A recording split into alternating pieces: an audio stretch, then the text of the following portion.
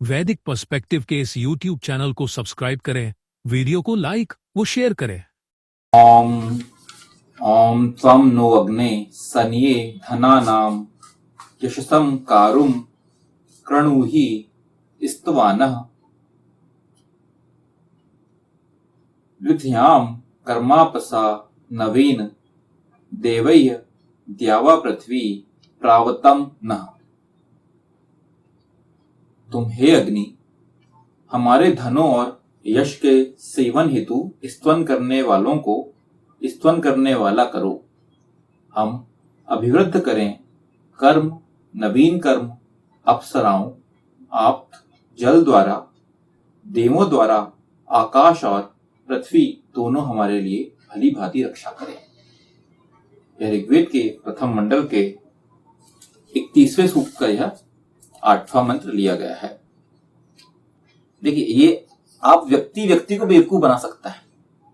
मतलब क्या होता है, जैसे हम लोग अपने घरों में रहते हैं और घर में हमें बोला जाता है कि हमारे माता पिता बोलते हैं कि बेटा पढ़ाई करो, तो आपका अगर पढ़ाई करने का मन नहीं है तो आप उनके सामने कॉपी किताब खोल के बैठ जाएंगे और उनको लगेगा, आप दिखाएंगे कि मैं बहुत पढ़ाई कर रहा हूँ, लेकिन आप एक्चुअल में पढ़ाई नहीं कर रहे हैं, आपका मन नहीं है, बस आप दिखावा कर रहे हैं। तो ये आप अपने घर वालों को बेवकूफ बना सकते हैं, अपने माता पिता को बेवकूफ बना सकते हैं, लेकिन ये जो चीजें हैं ईश्वर के सामने ये नहीं आती। ईश्वर हर चीज जानता है, वो सर्वज्ञ है, सर्वांतर्यामी है। तो अगर आप उस स्तवन को कर रहे हैं और उस स्तवन का अगर सही तरीके से यूटिलाइज नहीं कर पा रहे हैं, उस मंत्र को समझ नहीं पा रहे हैं, सिर्फ दिखावा कर रहे हैं, तो उससे कोई फायदा नहीं होगा। फायदा आपको कोई होगा नहीं। आप सोच रहे हैं कि आपने स्तवन कर लिए, काउंट कर लिए, मार्क लगा दिया, उससे कोई फायदा नहीं है। ईशान परब्रह्म परमात्मा जो ईश्वर है वो तभी आपको अभिवृद्ध करेगा इन चीजों से। जैसे कि यहाँ पे धन की बात की गई है, यश की बात की गई है, ये तभी कर पाएगा जब एक्चुअल में आप उन चीजों को अप्लाई करेंगे, ना कि दिखावा करेंगे।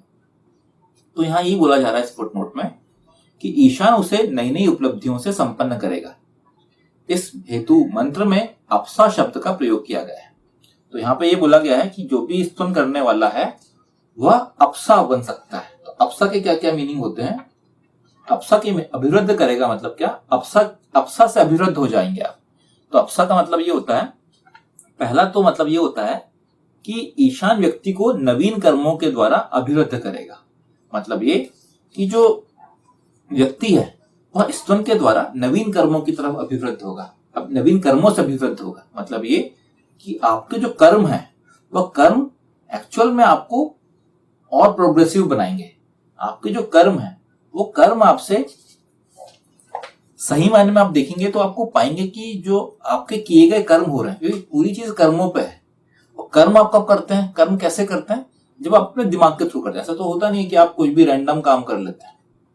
आपका दिमाग हमेशा आपका दिमाग हमेशा एक्टिव रहता है और आप अपने दिमाग के हिसाब से कोई काम करते हैं। कोई भी व्यक्ति कहीं पे भी जॉब कर रहा है, बिजनेस कर रहा है, तो उसका माइंड तो हमेशा एक्टिव रहता है। बिना दिमाग लगाए तो कोई काम नहीं करता। अगर कोई बंदा कैशियर भी बनना बैठा हुआ है, पैसे करने का काम कर रहा है, तो उसका एटलीस्ट दिमाग तो चल रहा है ना, कितने रुपए तक कितना काउंट हो गया मेरा। तो व्यक्ति का दिमाग हमेशा एक्टिव रहता है और कर्म की तरफ, अपने कोई भी काम की तरफ दिमाग आपका एक्टिव रहता है। स्तवन के द्वारा अगर आप अपने लाइफ में आपने स्तवन को, वेद मंत्रों को पूरी तरह दिमाग में बिठा लिया है, तो जो आपके कर्म है वो उससे ही प्रेरित रहेंगे। जब भी आप कोई कर्म करेंगे तो उन कर्मों में आपका जो वेद है वो अप्लाइड रहेगा। अगर आपने उसको सही तरीके से किया हुआ है तो आप पाएंगे कि आपके जो कर्म है वो आपको अभिवृद्ध करेंगे। मतलब आप कोई भी बेकार कर्म नहीं करेंगे, अधर्म वाले कर्म नहीं करेंगे। आपके कर्म अच्छे होंगे तो आप ऑटोमेटिकली आगे बढ़ते जाएंगे। तो पहला मतलब जो हो गया अप्सा का, वो ये होता है।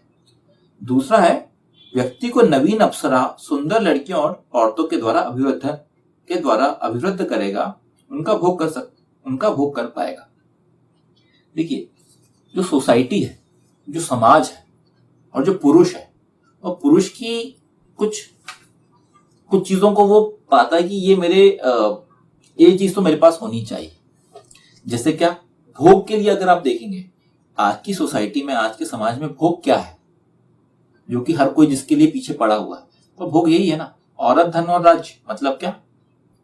हर कोई चाहता है कि उसकी जो पत्नी हो, उसकी गर्लफ्रेंड हो, वह बहुत सुंदर हो, बहुत अच्छी हो, उसके साथ अच्छा व्यवहार करे, उसके साथ अच्छे से रहे, मतलब उसका जो ये वाला पोर्शन है, मतलब फीमेल वाला जो पोर्शन है वो बहुत अच्छा हो, उसकी पत्नी बहुत अच्छी हो, उससे प्रेम करे, उसके साथ रहे, वफादार हो, तो ये चीजें आप एक्सपेक्ट करते हो, आप चाहते हो, एक व्यक्ति ये चाहता है। सिमिलरली चाहता है कि वो धनवान रहे, उसके पास अच्छा पैसा रहे और जो भी सोचे वो कर पाए, उसके पास इतना पैसा रहे। और तीसरा वो चीज ये सोचता है कि वो उसका यश हो, राज्य हो, मतलब समृद्धि प्राप्त कर सके, जमीन जायदाद ये दुनिया भर की सारी चीजें हों उसके पास। तो यही चीजें भोग के अंतर्गत आती है।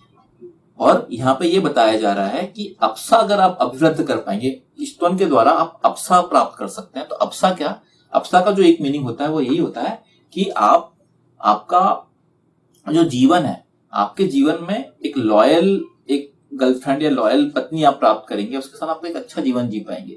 तो यहाँ पे सेकंड जो मीनिंग है उसका ये आ रहा है। तीसरा है, ईशान व्यक्ति को ऐसे कर्मों द्वारा अभिवृद्ध करेगा जिसके नवीन आप्तजन उसके संपर्क में आकर उसका उत्थान करेंगे। मतलब ये कि आपके कर्मों के द्वारा आप ऐसे लोगों से कनेक्ट करेंगे, ऐसे लोगों से मिलेंगे जो कि आपको और आगे बढ़ाने के लिए प्रेरित रहेंगे, जो और आगे बढ़ाएंगे आपको अपनी लाइफ में। देखिए आप व्यक्ति जो होता है एक सामूहिक तौर पे एक जीवन जीता है। व्यक्ति को man is a human, man is क्या बोला जाता है, बहुत अच्छी सी वो कहावत है कि सोशल एनिमल है। व्यक्ति एक सोशल एनिमल है, मतलब ये कि वो एक सामाजिक पशु है।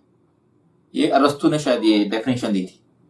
तो अरस्तु की डेफिनेशन बिल्कुल सही है। क्यों? क्योंकि आप अपनी लाइफ में हमेशा पाएंगे आपका एक परिवार होता है, आपका एक पोर्शन दोस्तों का होता है, एक रिलेटिव्स का होता है। तो आप पूरे का पूरा जुड़ा हुआ व्यक्ति, एक व्यक्ति जो है पूरी तरह से समाज से, अपने रिलेटिव से, अपने परिवार से जुड़ा हुआ है।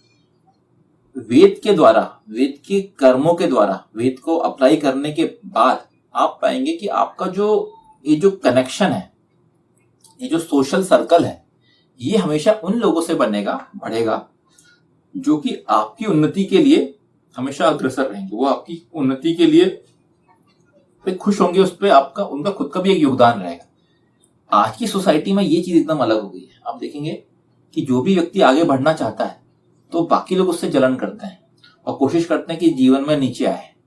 रिलेटिव्स भी होते हैं, काफी आपके फ्रेंड्स भी होते हैं, ये फ्रेंड्स विद बेनिफिट, जो इस टाइप के लोग होते हैं जो कि सब सोचते हैं कि हमारा फायदा हो जाए इससे और इसका कुछ उत्थान ना हो, ऐसे लोग आपको मिलेंगे। तो वेद जो बोलता है, आपके कर्म आपको हमेशा ऐसा सर्कल पे लोगों को लेके आएंगे जो कि आपके उत्थान में भी सहायक बने। तो यहाँ पे ये बोला जा रहा है। और जो चौथा बोला जा रहा है वह है, व्यक्ति के कर्म ऐसे अभिवृद्ध होंगे जिससे उसे नवीन जल प्राप्त होंगे, उससे कभी जलाभाव नहीं होगा। मतलब ये कि आपको ये सारी जो प्राकृतिक रूप से जो सुख सुविधाएं हैं, मतलब प्राकृतिक रूप से क्या मतलब, मुझे भूमि की आवश्यकता है, जल की आवश्यकता है, भोजन की आवश्यकता है, ये सब चीजें भी फुलफिल होंगी। मतलब ये सब चीजें भी आपको भली भांति सही तरीके से प्राप्त होंगी। तो अल्टीमेट यहाँ पे बोला ये जा रहा है कि स्तवन जो है, और स्तवन का जो एप्लीकेशन है आपके कर्मों पे, अगर ये आ गया तो इसके द्वारा आपका लाइफ में अभिवर्धन होगा, मतलब प्रोग्रेसिव हो जाएंगे आप।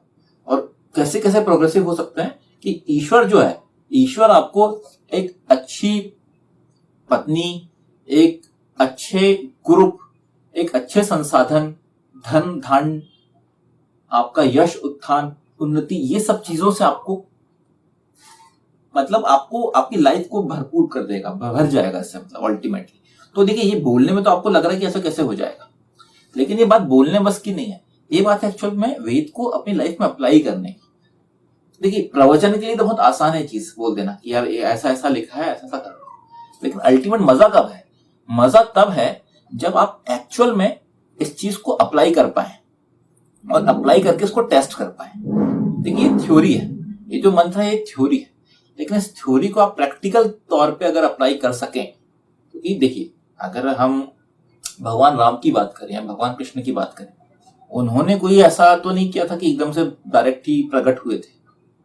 उन्होंने बकायदा पूरा, उनके माता पिता ने उन्हें जन्म दिया, उन्होंने एक सामान्य मनुष्य का जीवन जिया, और सामान्य मनुष्य का जीवन जीने के बाद भी उन्होंने अपने आप को वो मनुष्य से भगवान कहलाए।